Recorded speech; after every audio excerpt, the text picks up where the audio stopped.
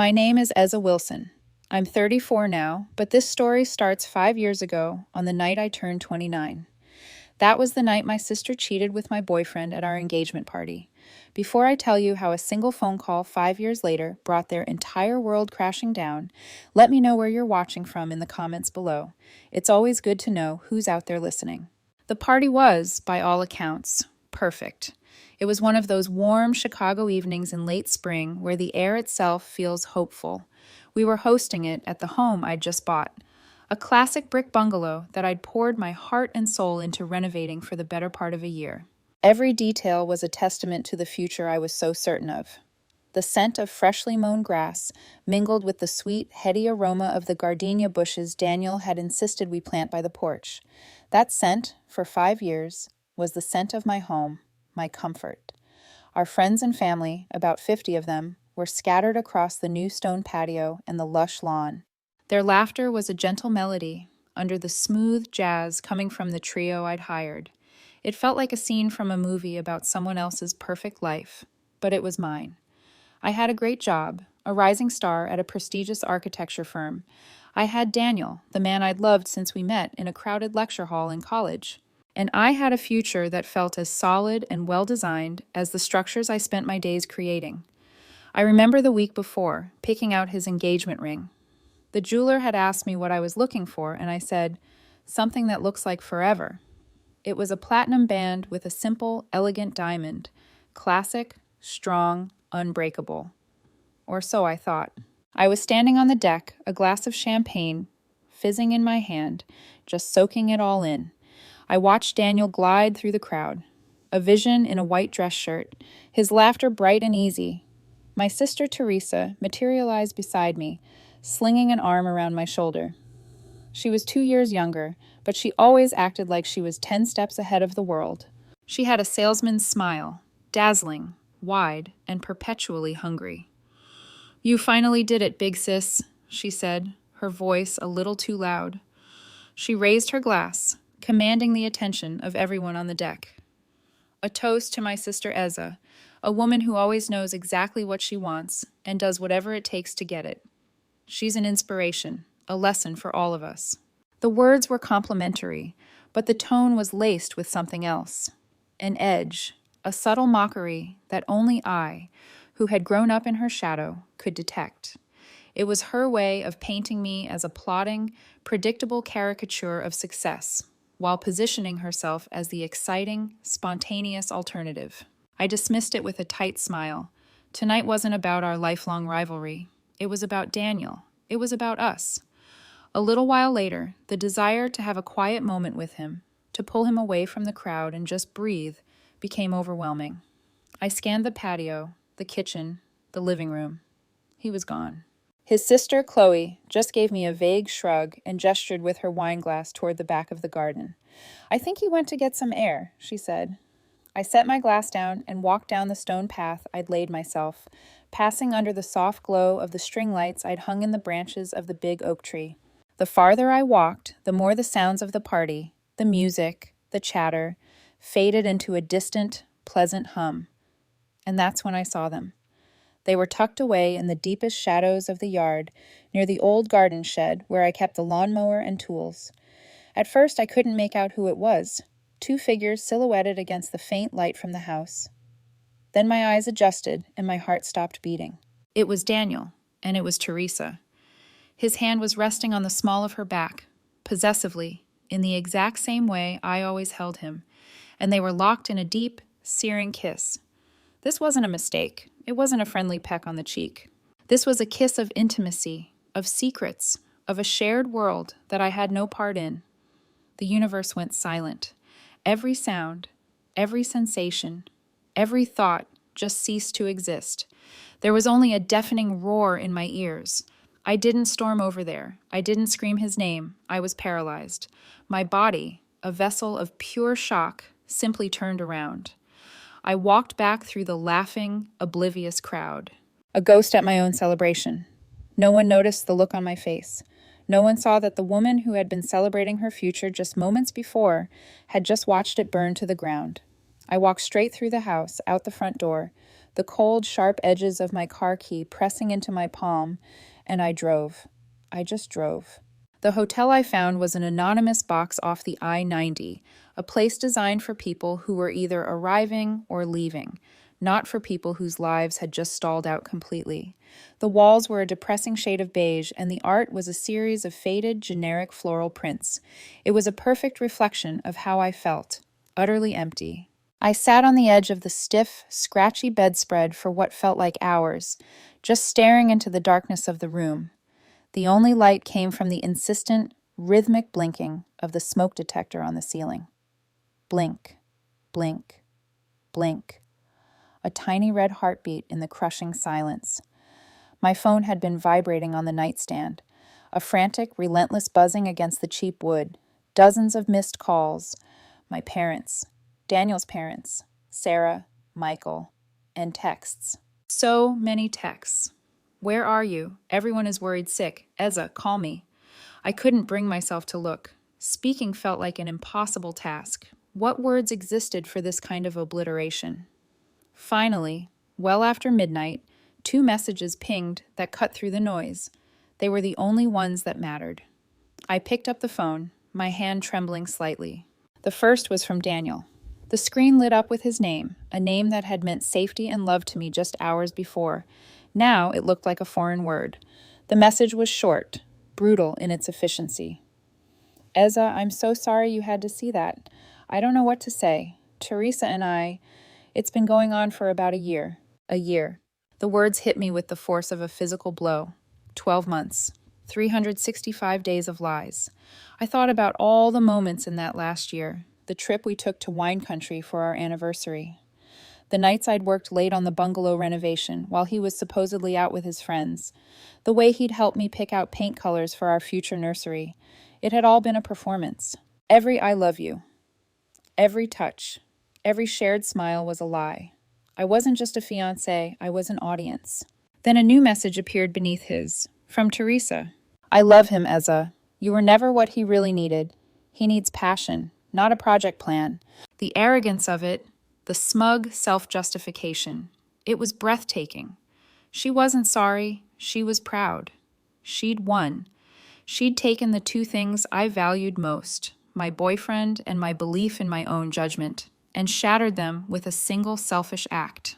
I dropped the phone onto the comforter, felt contaminated. I replayed scenes from the past year in my head, but now they were all tinted with the ugly filter of this new reality. A family barbecue from the summer. I'd been grilling, and I'd seen Daniel and Teresa laughing together by the fence. I had smiled to myself, happy that they were finally getting along. Teresa had always been competitive with me, and Daniel had found her exhausting. But over the last year, she'd said he had matured. Matured? What a joke. They hadn't been bonding.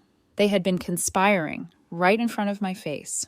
A sharp, insistent knock on the door jolted me out of my downward spiral. I ignored it. It came again, louder this time. A familiar voice called out, muffled by the door. Eza, it's Sarah.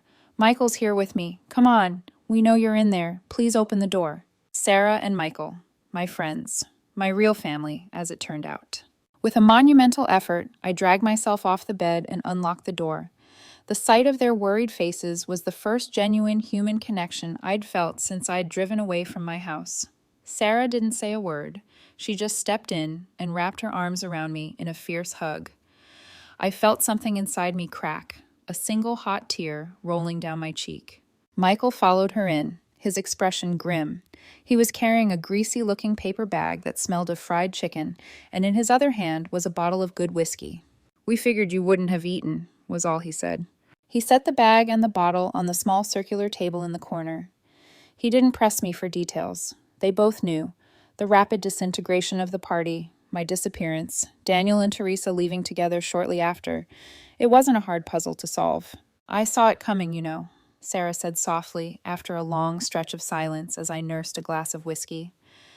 Not this, not exactly, but I never liked the way she looked at him. It was predatory, like he was a prize she wanted to steal just to prove she could. Michael nodded, tearing off a piece of chicken. I told you that time at the lake house, remember? She made that weird comment about how you'd lucked out with Daniel. It wasn't a compliment. It sounded like she was jealous. but not in a good way, in a way that meant she thought he should have been hers. They had seen the warning signs that I, in my blissful ignorance, had missed. They had been better friends to me than my own sister. We sat there for hours, the three of us, under the humming fluorescent lights of that soulless hotel room. They didn't offer platitudes or easy answers. They just bore witness to my grief, their quiet, steadfast presence a bulwark against the utter desolation I felt. My phone buzzed again. A call this time. Grandma Martha. I couldn't answer. I didn't have the strength to hear her kind voice, to tell her that the family she so cherished was rotten at its core. I let it go to voicemail. But her name triggered another cascade of memories, colder and clearer than before. It wasn't just the incident with my dad's money. It was a pattern. I remembered being about 15. A kid in my class, a nice, quiet boy named Kevin, had accused Teresa of stealing his expensive calculator before a big math final. Teresa, of course, denied it vehemently. She didn't just deny it, she launched a counteroffensive. She subtly spread a rumor that Kevin was a cheater, that he was trying to get her in trouble to eliminate the competition for the top grade. She was so convincing, so charmingly indignant, that by the end of the week, most people believed her. Kevin was ostracized. I found the calculator a month later, hidden in the back of Teresa's closet. When I confronted her, she just laughed. "It's not my fault he's so easy to hate," she'd said. "People believe what's more interesting." My parents had never found out about that one, but they didn't need to. They had their own system of denial. My dad, Richard, the successful lawyer, saw the world in terms of liabilities and assets. Teresa's misdeeds were liabilities to be managed, minimized, and contained to protect the family's overall asset value, its reputation. My mother, Eleanor, was the chief emotional investor. She had poured all her hopes into her charismatic, beautiful younger daughter. She saw Teresa's recklessness as passion, her deceit as ambition. She couldn't afford to admit her investment was a bad one. Admitting Teresa was flawed would mean admitting she was flawed for favoring her. And Daniel, I finally understood. It wasn't just about Teresa's charm. It was about her promises. My life with him would have been good. We would have had a beautiful house, a great salary, a 401k, a future as predictable as a dividend check. Teresa would have promised him the world, a gamble, an adventure, a life of dizzying highs. She preyed on his quiet fear, a fear of being ordinary. After 4 days in that hotel, a cold, hard resolve began to form in the pit of my stomach. This wasn't just a breakup. This was a hostile takeover of my life. And I had been the only one who didn't see it coming. I wasn't going to just fade away. I wasn't going to let them control the narrative. I showered, shaved, and put on the cleanest shirt I had left. I checked out of the hotel. I was going back to my house, not to plead, not to fight for a man who was already a stranger to me. I was going back to pack my bags, to collect the shattered pieces of my self-respect, and to look every single one of my betrayers in the eye. I needed to stand in the rubble they had created and declare my own independence. I thought that was the battle I had to fight. I had no idea the real war was just about to begin. The first year in Seattle was a blur of rain, coffee, and work. I threw myself into my new job at a prestigious architecture firm, using long hours and complex projects as a shield against the crushing weight of my new reality. I rented a small, characterless apartment downtown, a place with no memories, no ghosts. It was a blank slate, and I filled it with nothing but exhaustion. My colleagues at the firm, a sharp and ambitious group, saw my relentless work ethic as a sign of incredible drive. They saw a young architect determined to make her mark. They didn't see the woman who was running from the silence, the woman who would wake up in a cold sweat from nightmares of a garden shed and a treacherous kiss. Success became my refuge. If I couldn't be happy, at least I could be accomplished. The effort, born of desperation, began to yield results. My designs, which were always meticulous, now had a new edge to them, a boldness I hadn't possessed before. It was as if losing everything had freed me to take risks I wouldn't have dared to before. My boss, Frank, a gruff, no-nonsense man in his late 50s, started to notice. He began giving me more responsibility, testing me. It was during this time that I had my first major setback, a humbling experience that, in a strange way, was necessary for my healing. Frank had put me on a team competing for a high-profile library project. I was so determined to prove myself, so paranoid about being outmaneuvered, that I held my ideas too close to my chest.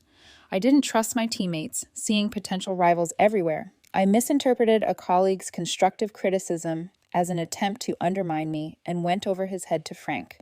Frank called me into his office and closed the door.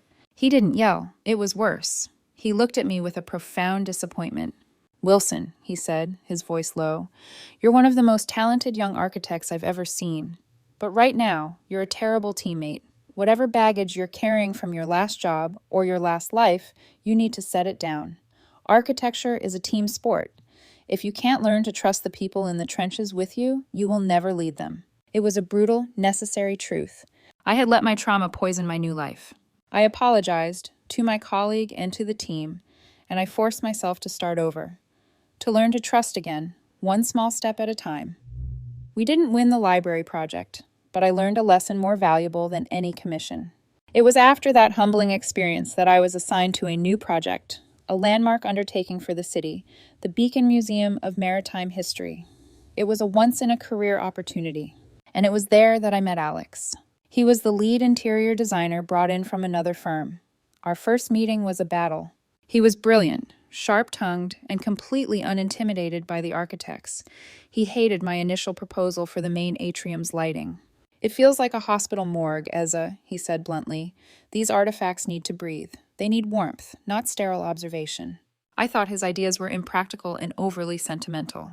We argued for an hour, sketching and erasing, challenging and defending, until we landed on a hybrid design that was more innovative and beautiful than either of us could have created alone. That argument was the beginning of our friendship. We started having lunch, talking about design, about life. I was guarded, cautious, but Alex was patient. He had a quiet strength, a way of seeing past the walls I'd built. Our relationship deepened slowly, built on a foundation of mutual professional respect. We worked together seamlessly on the museum project, our skills complementing each other perfectly. One evening, after a grueling late-night session before a major deadline, we were the only two left in the project office. We were both exhausted, surrounded by blueprints and empty coffee cups. "You're a machine, you know that?" he said, a tired smile on his face.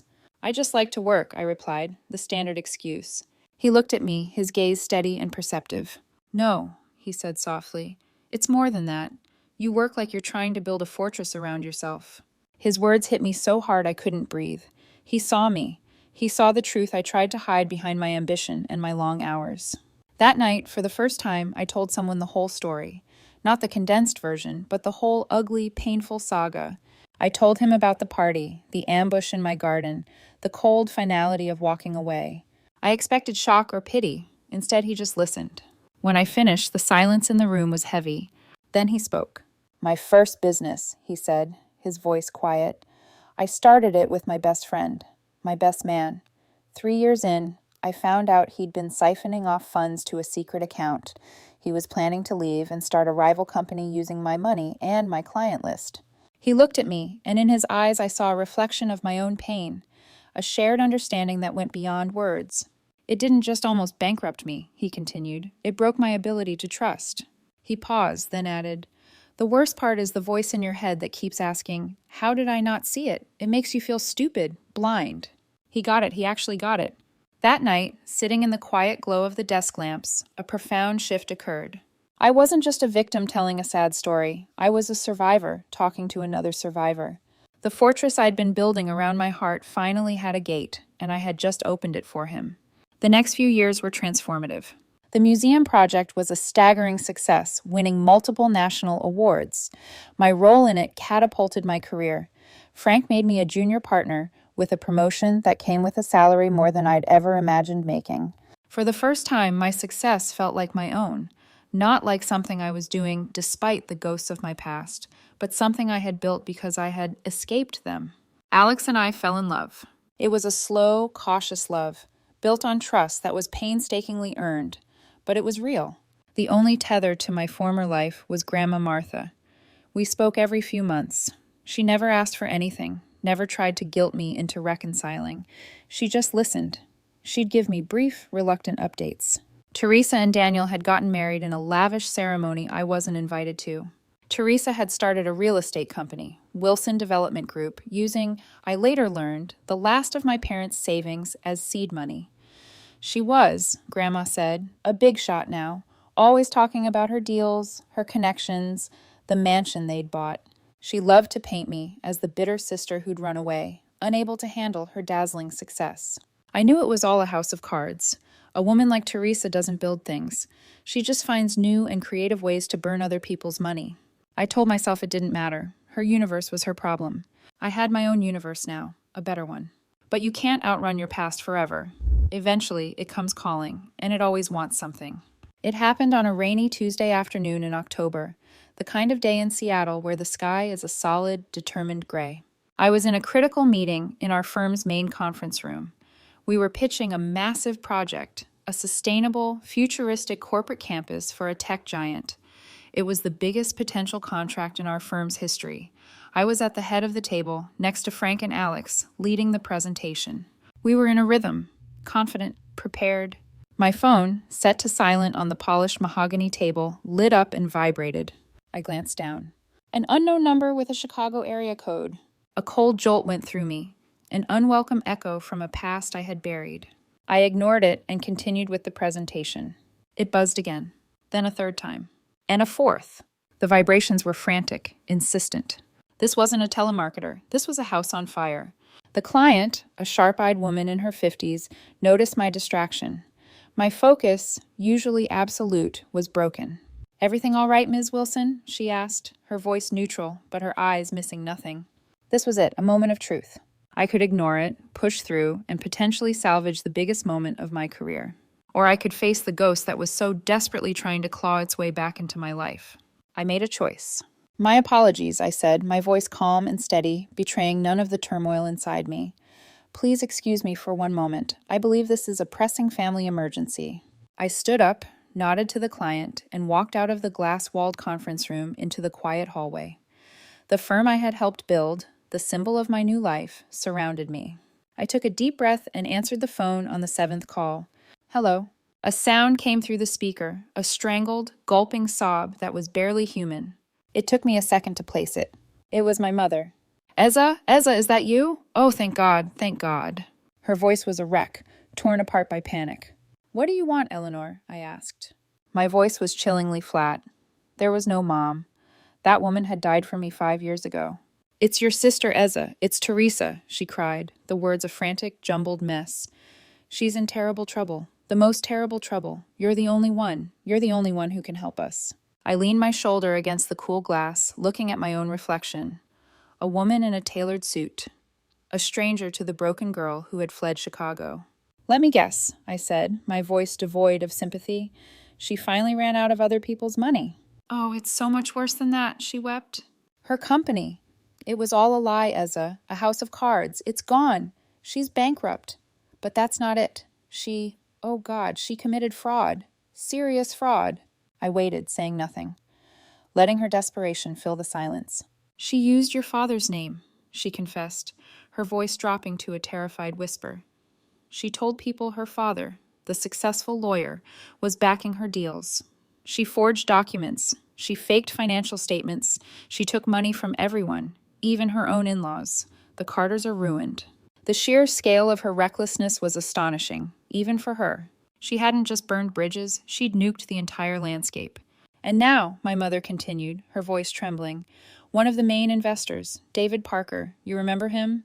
Your father's old golfing buddy, he's found out everything. He lost almost $1 million. He's threatening to go to the district attorney. He wants a criminal investigation. He wants to see Teresa in prison. Eza, he's going to destroy us. He'll destroy your father's law practice, his reputation, our entire lives." So there it was. The real fear. It wasn't just about their golden girl facing consequences. It was about the splashback hitting them. It was about protecting Richard's precious legacy. "And what exactly does any of this have to do with me?" I asked again, my voice as cold and hard as granite. "We need money," she said, the words a blunt, desperate plea. "We need $500,000, Eza. That's the amount Mr. Parker will take to make this go away, to sign a non-disclosure and drop the whole thing. We've sold everything. The house is on the market. We cashed out your father's retirement. It's not enough. We have nothing left. Please, Eza, for the family. She's your sister." $500,000. The number hung in the air between us. They had come to me, the daughter they had discarded, to beg for a king's ransom. They had come to me assuming I was the same person they'd last seen, broken, defeated, starting over. They had no concept of the life I had built. And in that moment, a profound and final shift happened within me. The last embers of my old anger and hurt went cold. All I felt was a vast, empty pity. They were still trapped in their toxic, self-made prison of lies and denial, and I was standing in the free open air. "Eleanor," I said, my voice quiet and measured, "let me paint a picture for you." I looked around the hallway, the sleek wood paneling, the softly glowing light fixtures, the firm's logo etched in glass behind me. My name, Wilson, was one of the names on that wall. I'm currently standing in the hallway of an architecture firm where my name is on the door. The meeting I just excused myself from is with a client whose personal net worth is greater than the GDP of some small countries. The project we are discussing has a budget of 9 figures. I let that sink in. On the other end of the line, there was nothing but faint, ragged breathing. "That number you just mentioned," I continued, my voice clinical, precise. "That $500,000 you see as a life or death sum, I could transfer it to you from my phone right now and still make my quarterly tax payments without even blinking." Still silence. The kind of silence that only comes when a worldview begins to shatter. "But I'm not going to," I said. "I will not give you $1. "But why?" she finally stammered, her voice a pathetic squeak. "We're your family. She's your sister. How can you be so cruel, so vengeful?" "This has nothing to do with vengeance, Eleanor," I said, and my voice softened, not with kindness, but with finality. "Vengeance requires emotion. And I feel nothing for you people but a distant pity. This is not punishment. This is consequence." I paused, letting the next words land like stones. 5 years ago, in my own backyard, you stood with a group of people and made a calculated choice. You chose a charismatic fraud over your loyal daughter. You chose to protect a fantasy over a person. You made an investment, and now, after 5 long years, your investment has reached its inevitable conclusion: bankruptcy. Moral, ethical, and financial. I could hear her begin to sob again, but these were the broken, helpless sobs of someone who had finally lost control of the story. "You don't get to shatter someone's life," I continued, "and then come crawling back when your chosen replacement breaks, asking the original to pay for the repairs." I took a breath, one that filled every inch of my lungs. I had never spoken this clearly before, never felt so clean. My life, my peace, my success, I built it. Not with your help, but in spite of your hindrance. I owe you nothing. My only debt was to myself, to heal, to rebuild, and that debt has been paid in full. There was a pause. Then I delivered the final truth.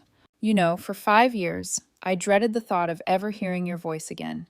But now that I have, I realize something. I'm not angry. I'm not hurt. I'm just done. I am finally, completely, and irrevocably done with all of you." Before she could form another word, another plea, another accusation, I ended the call. I stared at the phone for a moment, then calmly blocked the number. I smoothed down my suit, checked my reflection in the glass wall, and walked back into the most important meeting of my career, leaving the smoldering ruins of their lives a continent away. A week of blessed silence followed. I immersed myself in the final negotiations for the Tech Campus project. The sheer scale and complexity of it was a welcome distraction. I told Alex everything, every detail of the call. He listened, his expression a mixture of pride and concern. "Are you okay?" he asked gently. And for the first time, I could answer with absolute certainty. "I am." The call hadn't reopened a wound. It had cauterized it. I assumed that was the end of it. I assumed my refusal, so total and unequivocal, had been the final word. I underestimated the depths of their desperation. And Teresa's narcissistic delusion that the world, and by extension, my wallet, owed her something. The following Wednesday, I was working late again, finalizing some schematics. It was nearly 9:00 p.m. when I finally called it a night. The office tower was quiet, the cleaning crews making their nightly rounds. I took the elevator down to the subterranean parking garage. The vast concrete space was mostly empty, the rhythmic hum of the ventilation system the only sound. It was my space, my building, a place where I was safe and in control. I was walking toward my car, briefcase in hand, when 2 figures detached themselves from the shadows behind a thick concrete pillar. My body went rigid. Primal fight or flight kicked in. It was Teresa and Daniel. They looked like refugees from a war zone. My sister's expensive tailored blazer was rumpled and stained, as if she'd been sleeping in it. There were dark circles under her eyes, and her usual smug smirk was replaced by a tight, desperate grimace. She had the look of a cornered animal. Daniel was a ghost. His clothes hung off his frame. His face was pale and drawn, his eyes hollowed out by fear and exhaustion. The vibrant man I had once planned to spend my life with was gone, replaced by this haunted shell. "Eza," Teresa began, trying to inject a casual, friendly tone into her voice that sounded utterly false. "Hey, we need to have a little chat." "No, Teresa," I said, my voice dangerously quiet. I didn't raise it. I didn't need to. We don't. I kept a safe distance, my hand tightening on my briefcase. "There is nothing in the universe you and I need to talk about." I made a move to walk around them, toward my car. Teresa stepped into my path with surprising speed, her eyes narrowing. "Don't you dare walk away from me," she snarled, the friendly facade vanishing in an instant. "Not after what you did. You sit up here in your ivory tower, Ms. Perfect, while your family is falling apart. You owe us." "Let me be perfectly clear," I said, my voice dropping even lower. "You are not my family, and the only thing I owe you is the absolute certainty that you will get nothing from me." Her face twisted into an ugly sneer. "You think you're untouchable, don't you? You think your money and your fancy new life make you better than me." She took a menacing step closer. "Well, I can still ruin you. I can make things very, very messy for you." I stood my ground. The scared girl she had tormented her whole life was gone. She was looking at a woman who had faced down her demons and won. "Here's how this is going to go," she said, her voice a low, conspiratorial hiss. "You're going to make a quiet little wire transfer, $500,000. It's nothing to you, a rounding error. You do that and I disappear. You never hear from me again. But if you don't..." She let the threat hang in the air. "Well," she continued, "I've got a lot of time on my hands now. I can start making phone calls. To the papers. To that tech billionaire you're working with. I can tell them all about the real Eza Wilson, the kind of woman who lets her own sister rot in jail while she sips champagne. Let's see how your squeaky clean reputation holds up under that kind of scrutiny." Blackmail. It was her last, pathetic gambit. The same weapon my family had always wielded so effectively. Shame. But I was immune to it now. I felt nothing but a profound, weary pity. I almost laughed. "You still don't get it, do you?" I said softly. "You have no leverage. Your threats are as bankrupt as you are." It was then that Daniel, who had been standing behind her like a silent, trembling shadow, finally stepped forward. His voice was low, shaky. "Eza, please," he said, hands clasped in front of him. "She's telling the truth about the trouble we're in. But she lied to me too from the beginning." He looked at me with hollow eyes, eyes that once sparkled with ambition and promise. "She showed me fake bank statements, forged letters from investors. She made me believe we were building something together. I was a fool. I know that now. I made the worst mistake of my life." He took a half step closer. "But please, don't let her drag me down with her. I'll do anything." Teresa's head snapped toward him so fast I thought her neck might crack. "You pathetic coward," she hissed, eyes blazing. "You shut your mouth." She shoved him. It wasn't a small push. It was a violent, two-handed slam full of rage and contempt. Daniel stumbled backward, his heel catching the edge of a yellow parking block. He fell hard, his head cracking against the grimy concrete floor with a sickening thud. He lay there, moaning, a small trickle of blood starting to run from a cut on his temple. And in that one ugly, irredeemable moment, Teresa's entire persona collapsed. There was no misunderstood genius, no savvy businesswoman who'd simply taken a risk too far. There was only a violent, abusive coward who attacked people when they challenged her delusions. She turned back to me, wild-eyed and panting.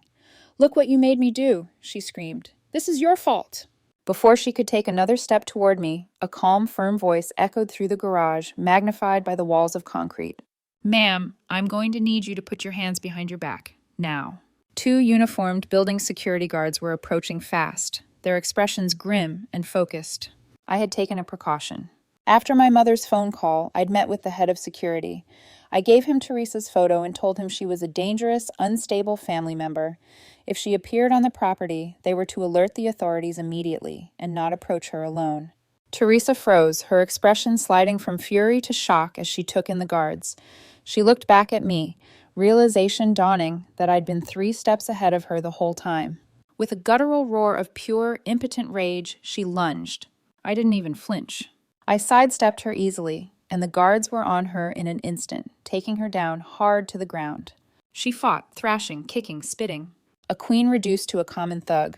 Her screams echoed through the garage, filled with hatred and panic. As they hauled her to her feet, cuffed her, and read her Miranda rights, other guards were already kneeling by Daniel, assessing his condition and calling paramedics. I watched the scene unfold, the flashing lights of arriving squad cars, painting strobing patterns across the gray walls. The wreckage of their lives laid bare at my feet. And I felt nothing. No triumph. No satisfaction. Just quiet. I turned, walked to my car, got in, and drove out of the garage, leaving the screaming sirens and the smoldering mess behind me. The arrest was the final, irreversible detonation. News of the assault in my company's parking garage, paired with David Parker's fraud complaint, made Teresa a pariah. The legal machinery, once in motion, was relentless. The Wilson family name, which my father had spent a lifetime polishing, was now irrevocably tarnished. A month later, a formal email arrived from a reputable law firm in Seattle. It was a request for a meeting on behalf of Mr. and Mrs. Richard Wilson, and surprisingly, Mrs. Martha Wilson. My immediate reaction was a visceral no. I had said my piece. I was done.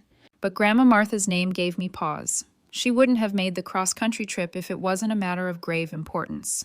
And if I was being honest with myself, there was a small, quiet part of me that knew this was the necessary final chapter, a full stop at the end of a very long, painful sentence. I agreed, but I dictated the terms.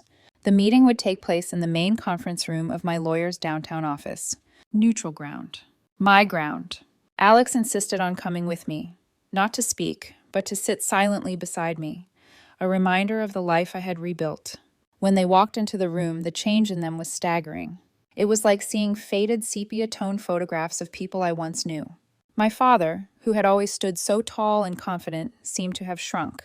His shoulders slumped in his now ill-fitting suit, the lines on his face etched deep with shame. My mother looked worse. The haughty, defiant light in her eyes was gone, replaced by a dull, hollow grief. She looked breakable. Grandma Martha, however, stood tall. If anything, she seemed stronger, her posture straighter, her purpose sharper. She met my eyes with a look of profound, sorrowful love. My lawyer, a sharp and composed woman named Ms. Albright, began to speak, but I held up a hand. "Thank you, Carol," I said gently, "but I'd like to speak with them directly." I turned my chair to face them. Alex reached beneath the table and took my hand, steady and grounding. My father cleared his throat, the sound loud in the quiet room. "Eza," he began, his voice raspy and thin, We are here to offer our sincerest, most profound apologies for—" "Stop," I said. My voice was quiet but firm. The words landed like a slap. "I don't need an apology. An apology is a bandage for a scrape. This was an amputation. What I need, what I have needed for 5 years, is an answer." I leaned forward slightly. "I have one question for both of you. Just one." I looked from my father to my mother, forcing them to meet my gaze. "Why?" That was it. Why did you do it? Why did you choose to sacrifice your daughter, who had only ever loved and respected you, to protect the one who had only ever taken and deceived? "I don't want excuses. I don't want justifications. I want the truth. I want to hear you say it out loud." My mother dissolved into quiet, racking sobs. Her head dropped into her hands. She couldn't speak. My father stared down at the polished surface of the conference table, at his own wavering reflection. I thought I was protecting the family," he stammered. "I thought I was being a good father. I couldn't bear to see her fail." He looked up, his eyes pleading. "My own father was so cold, so critical. He never thought I measured up. I swore I'd never do that to my children. I wanted to believe in Teresa's potential. I wanted to support her ambition." "That wasn't ambition, Richard." Grandma Martha's voice cut through the room like a blade. "And it's time you stopped using that word. It was pathology, and you knew it, both of you." She leaned forward, her voice steady and sharp as glass. "We're not going to talk in generalities anymore. We're going to talk about buttons." A visible shudder passed through my parents. My father's face went white. My mother's sobs caught in her throat. I looked at Alex, confused. He gave my hand a slight squeeze beneath the table, but said nothing. "When Teresa was 12 years old," Grandma said, her tone low and relentless, "the Millers, our neighbors down the street, had a Jack Russell Terrier named Buttons, A sweet, yappy little thing. One afternoon, the dog went missing. The Millers were devastated. They put up posters. A week later, a boy from the next street found the dog's body. It was buried in a shallow grave in the woods behind our house. A sick, cold feeling began to pool in my stomach. I remembered buttons. I remembered the flyers, the crying kids on the Miller's porch. "You told everyone it must have been a coyote, Richard," she said, her eyes locked on my father. "A tragic accident. But I knew. I knew Teresa had been tormenting that dog for weeks." She inhaled through her nose, steadying herself. "A few days after it was found, I was cleaning her room. I found the little Boy Scout knife you gave her for her birthday.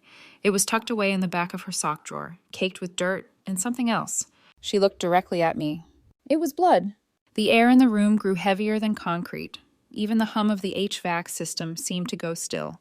"I brought it to you, Richard," Grandma said, her voice cracking for the first time. "I showed you. And what did you do? Did you make her confess? March her down the street to apologize?" "No, you took the knife from me. You told me to forget I ever saw it. And the next day, you went to the Miller's house with a check for $500, a donation to help with their grief." She straightened in her seat. "You used your legal skills to smooth it over, to bury the evidence.